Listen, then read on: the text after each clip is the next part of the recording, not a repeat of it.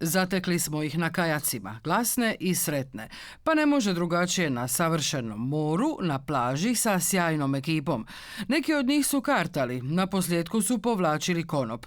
Pobjedili su zapravo svi, jer pobjeda je njihova dječje veselje i ona prava, neiskvarena radost.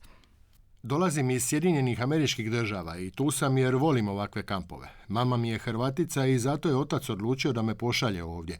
Mislio je da će to biti zabavno i korisno iskustvo.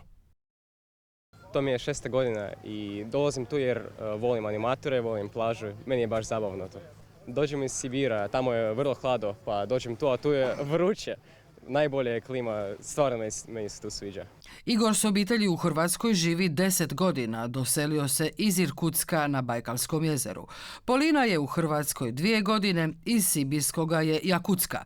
Prvi put je u kampu i to na 2 tjedna. Opet će doći. Mi se vozimo na kajacima, na supima. To je jako zabavno. I sviđa mi se onaj osjećaj kao da se bojiš, ali ti se sviđa. Zabavna je i ispunjena u kampu doslovce svaka minuta. Djeca rone i plivaju. Okušat će se u streličarstvu i nizu sportova. Izrađivat će suvenire za uspomenu, čeka ih potraga za blagom i znanstveni dan kada rade pokuse. Bolje pitanje što ne radimo.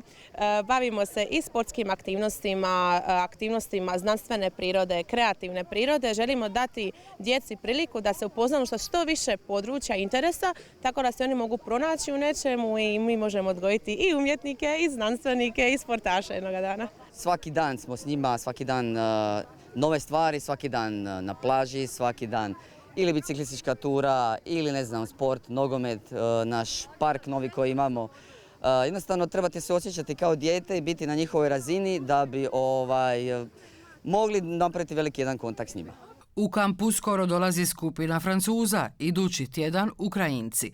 I tako se grupe izmjenjuju cijeloga ljeta. Većinu djece u kamp su doveli roditelji. Luku, čista sreća.